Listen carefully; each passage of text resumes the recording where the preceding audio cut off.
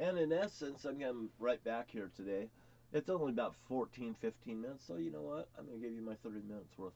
Woo! Thin and trim, you know, you can work out every day and you can lose 100 pounds too in a year. Your arms can actually grow a couple inches around in circumference too, by the way. All you have to do is do it. And by the way, eat leaf spinach because it's the only place where you get your vitamin A, I believe. And at least the best form of it, I'm sure. So anyway, now saying that, isn't it something that the people that are Republican parties, they would like to intimidate you with, well, they got a big red truck, they have firearms and all this good shit. You know, there's a lot of Democrats that has firearms too. And just because they have firearms and stuff doesn't mean they have to boast about it either. You know, so when somebody comes up and they come to my door and they talk AR-15s, and that was actually my brother-in-law that came up and told me those things, like, it's a good day to die and all this here stuff. And I just told him, I said, if anybody comes around threatening me and you know, and I got a reason to. I have an absolute reason to, and I think people would understand that. But I will say that a lot of my family members don't get the point, and they would like to challenge me. And some of them know you better not challenge John, because John might turn into Big Bad John, Big John, Big Bad John. You know what I mean? I'm the nicest guy in the world until somebody's came over. They come over on not real good intentions. They come over to feel you out because I'm told from my dad about he'll send out his feelers. His feelers is his children to report back to him, I guess. But he's telling me this, and he's telling me that all he has to do is pick up the phone and call my sister Bonnie and create wildfire. You know? So he's putting post-traumatic stress disorder on her, and these people have learned how to do this to each other, and it's like a payback situation like that. God damn, get over it, you guys. Just because somebody did you wrong, don't think that you're going to do somebody else wrong. And you know what? Another thing is when I came to those bowling alleys down there in Thurston or in Lewis County, you know, I'd come in there and there was a group of people that actually be in the bowling alley and they'd be acting out and stuff, and they thought they were goddamn royalty, like the Hewitts right there. The Hewitts right there in Lewis County, Washington. They thought they were goddamn royalty in that fucking bowling alley. And I had the woman that was Flo Hewitt, and there's a picture of her in my dad's bowling alley on the orange phone, looking like she's calling with concern and she's talking about someone. And somebody took that picture of Flo and did this. Hewitt, I don't know where these Hewitts are from. You know, I wonder. But I do know that I was treating people good, and these Hewitts was treating people fucking crappy and running off the business. And the business swelled so much that the Hewitts felt intimidated coming in the bowling alley because what? Their friends were having a good time with all these new people over here, and these people were shrinking like Donald Trump's team right now. And that's exactly what I say is happening in the United States right now. Donald Trump's shrinking and people are desperate. And even like I had to explain to my brother-in-law over there when he came over here and we talked. I told him about the neighbors don't want to fucking goddamn do this shit any goddamn more because why? We threw a brick right in the middle of the pond. I told Ernie before we ever started this is what's going to happen throughout the United States of America. I bought a fax machine. I faxed it all over the United States of America. I didn't have no goddamn problem with coming up and telling the truth, and I tell Ernie right over in his house. I just don't have no problem with telling you the truth. I tell you the truth all the time, Ernie. You know why? I don't want animosity built up. I don't want layers of animosity built up, and that's exactly what's created. And you know, and Ernie can look at me, and I said, you know, Ernie, you're my best friend. I said, I've replaced everybody with just you. I said, matter of fact, you're my brother-in-law. I said, no, you're my best man when I got married. You know, I can't. And he knows I already had the conversation with him and said, when I said, you're my best man at my wedding, Ernie. And I said, you know what? I said, I got rid of her and I still kept you. You know, I didn't hold it against you because it was a mistake, man. You know? So anyway, that's a different story all on its own. But when people see, you know, people fucking happy, I come out of my goddamn cocoon and I goddamn want to fucking come out and party. I want to take my bowling centers over. I want to fucking go right back to goddamn work. And they ruined me. And they ruined me as a team. And then I got to face my brother-in-law that's, you know, maybe somebody's putting him up to it even. Coming over and talking to me. And you know what? I get a smile and say, isn't that fucking nice? And say the truth. And I sit down and I had a cup of coffee at his own table. You know, the last time I was at that table and sat at that table, I said, well, I think we've got a breakthrough this morning. I'm having a coffee right here on your table with you, you know. And Ernie poured me a cup of coffee. We talked about black girls. I like my coffee black. That's why I said, like my girls. And Ernie says, a little sugar in it. I said, maybe he likes a little sugar with his black girl. I don't know, but it don't matter to me. So now, saying that, back to the show. Now, what we've got is a lot of bittersweet. You know, for me, I like a cup of coffee that's a bitter cup of coffee, but a better cup of coffee at the same time. So,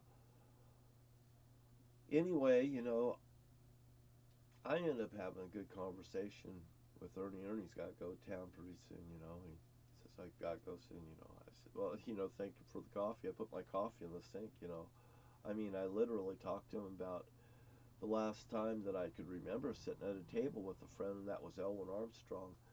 And, you know, what happened was, you know, there's Cocoa Krispies, and, or the one that has the little elephant on it with the tusks. Well, Elwin's got a brother named Rat. Now, Rat, and I know I told the story, well, I'll tell you what, Rat calls Elwin Tusk all the time, you know, so I'm teasing Elwin this one morning, you know, Tusk this, Tusk that, you know, me and Elwin will eat lobster and steak together, you know, he'll have his money, I buy my own steak, he buys his own steak, and, you know, and he buys his for Tammy, too. And we'll have steak and lobster out there, right there across the street from Van Cleve's Motors and stuff, right there. And you know, there's this fence that's built in the back, and it's about like 8 or 9 feet tall. It's really tall around the property, privacy. And there's some boxing gloves, and Elwin's got boxing gloves and stuff in the house, you know, and great, wonderful, you know. And here, you know, it's 8 in the morning. I'm teasing him, Tusk this, Tusk that, and all of a sudden, you know, I've bought this box of cereal. I brought it over from Winslow's grocery store next door, and I'm going, Tusk this and Tusk that. And, you know, if you do this, there's a person right there almost stopped looking in right here, waving. So here I go. That was, you know, they're looking at the bowling alley here. So anyway, I'm going, Tusk this and Tusk that, you know, and he's fucking just getting pissed. I'm 110 pounds of flight might, and he flies across the table like Rocky the J Squirrel, you know, or like Bullwinkle and Rocky going down. And anyway, he goes in. We got really a looky-loo here today. Maybe it's the somebody's interested in this. So there we go again. It's working. So it's working for us, America.